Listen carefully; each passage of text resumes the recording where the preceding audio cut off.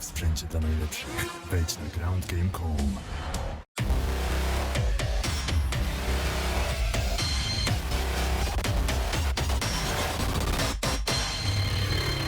Karol Mikielski, InTheCage.pl, and I am with Oli Thompson after almost 2 years when you fight last time in Fight Exclusive Night. So could you tell us, Oli, why we wait so long for you?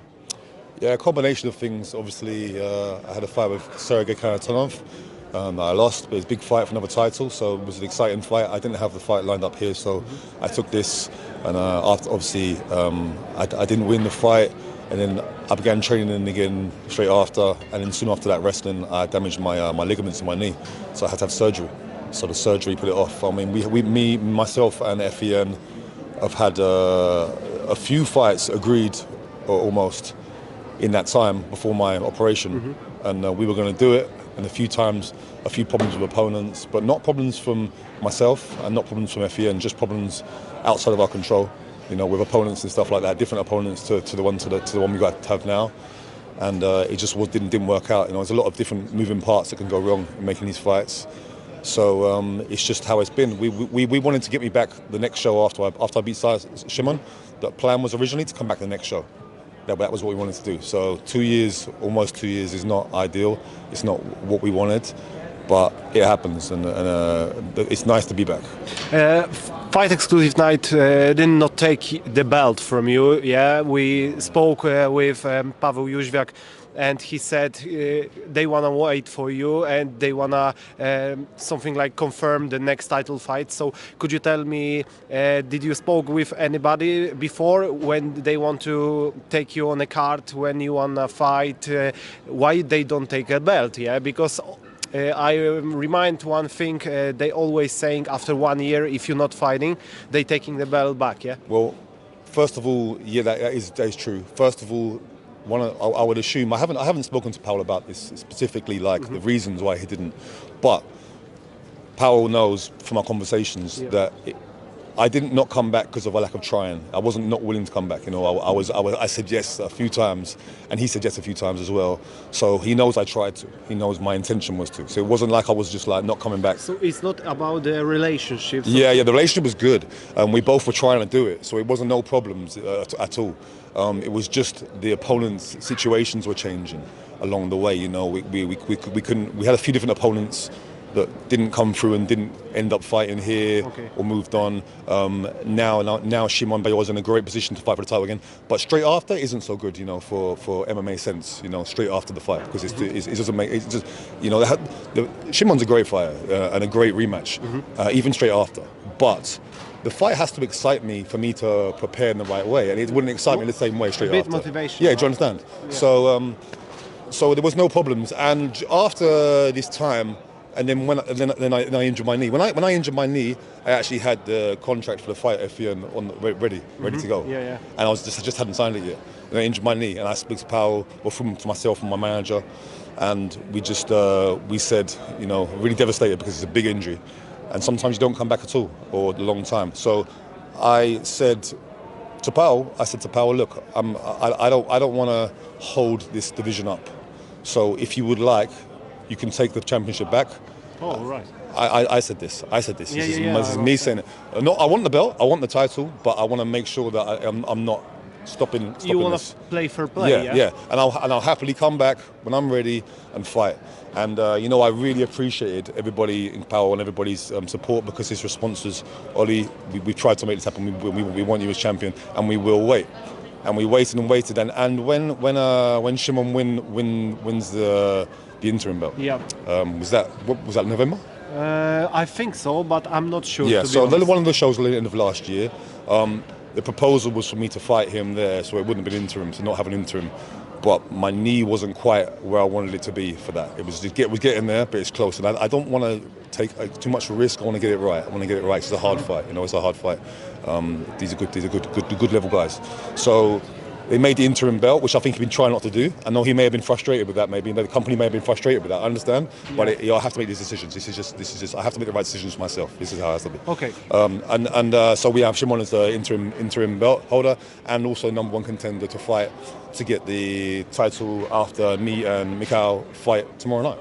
All right. So first of all, I know you. It's not maybe a simple thing, but you lose 2 fights, and I would like to ask you. You don't want to have maybe an easier opponent because, like we know, you have very tough opponent. Michał Andryszak, he's very tough opponent. He fight in KSW in ACA. Everybody knows about him. His first round is very dangerous. So, what about your preparation? What about your feelings, your thoughts about tomorrow? Did you think he will go straight away? He wanna prove he need this belt. He proved he have the great situation to take the belt tomorrow. Well, yeah. Listen, he's a world-class fighter. So if he's in the world title fight, he's in a great position to try and win the world title, regardless of opponent and what show. I don't really look at fights as like, oh, this is different. It's a title fight. It's just a fight. It's just a fight. I'm very proud to have the belt, but I don't think about the belt when I'm fighting the fight. It's a fight. And this is a good level guy. You want to know, would I like an easy opponent? Yeah. Always. I always want an easy opponent. I know it, but somebody can say, okay, he lost 2 fights, for example. It was very tough fights. I saw them, but. If you saw them, you saw the last one then, right? Yeah, exactly. And Sergey, he won with very tough kickboxer. Yeah, no. Sergey dropped my legs out. No problem at all. The last fight, you know the story to this? Yeah, maybe not from you, but I heard something about it. Yeah, so I'm not sure. I understand that. I see you want to defend the belt, you want to have tough opponents, but for example, it's really tough opponent for you tomorrow, and after the injuries, after the lose, maybe you want to, come back with someone easier.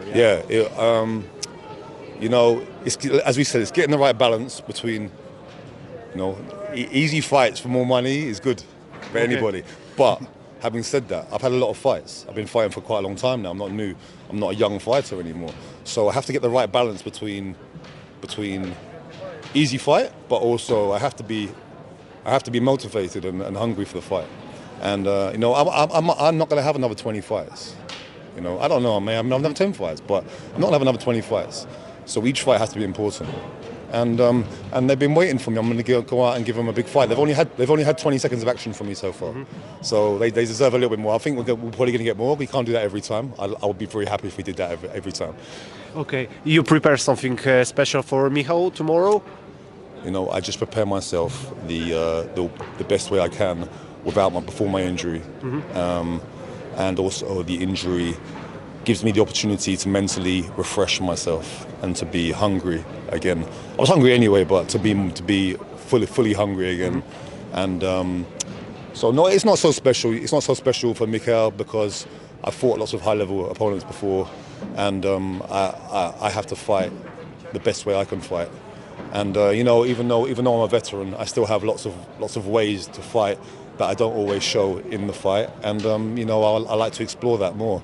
And I always want to put on a show that however the fight goes, I always want the fans to remember my fight and to remember how they felt watching the fight. Okay. What about your contract? Because we know it's the last fight, right? On a contract, or maybe I am wrong. No, I don't know how much I'm supposed to tell you about contracts, but what I will say is the champ always comes back, of course. The former champ, if he's Polish, always comes back. The former champ, if he's English, he'll probably come back. Okay, so you are preparing to come back to Poland anytime, right? Doesn't matter where, when, and with who. Forget this title for a moment. Yeah. But aside from Andrew Zak and me and Bayor have to fight again. Because we didn't fight last time for long, and he got caught with a shot. But he's a world-class fighter. He's very good, very, very, very high-level fighter. So he's been working for like 2 years for this fight to have. So we have to do this, and also there's some other talent that is in the heavyweight division in FEN that we know about, and some that aren't so public yet. That's a great heavyweight division. So there's plenty of fights and plenty to gain, regardless of with or without title belts. Tomorrow, decision, or you will try to finish it as soon as possible? I think we both want to think. I don't think anyone wants to do. No, heavyweights don't want to. You don't want to do 25 minutes. Neither of us want to do 25 minutes, but I'm sure that we've both prepared ourselves mentally that if we have to have the round 4 and round 5 and a dogfight, you know, and even if it's sloppy, that we both prepare ourselves to hopefully be the man who wants to do that more than the other. And, you know, but of course, I think we both, given the chance, we will both jump on the opportunity to get back to the changing room with the belt. Michał Ładryszak is the opponent on the middle, on the top, on your list. You know, you fight with many good fighters. What my whole career? My whole career. Yeah, exactly. Because I know you not fight him yet, so I don't want to say something that's no, my own. on the paper, for example, I know On the paper, some guys have bigger names on the world stage. Doesn't. But listen, when you get above this level here, whether you're here or here, these guys are all dangerous and can win on one night. So you know, in the names, you know, we have like Chikongo and people like this and Mamitrion. But you know, Mikhail can also give these guys problems on the right night. On the right night, when you're above this line, you're dangerous.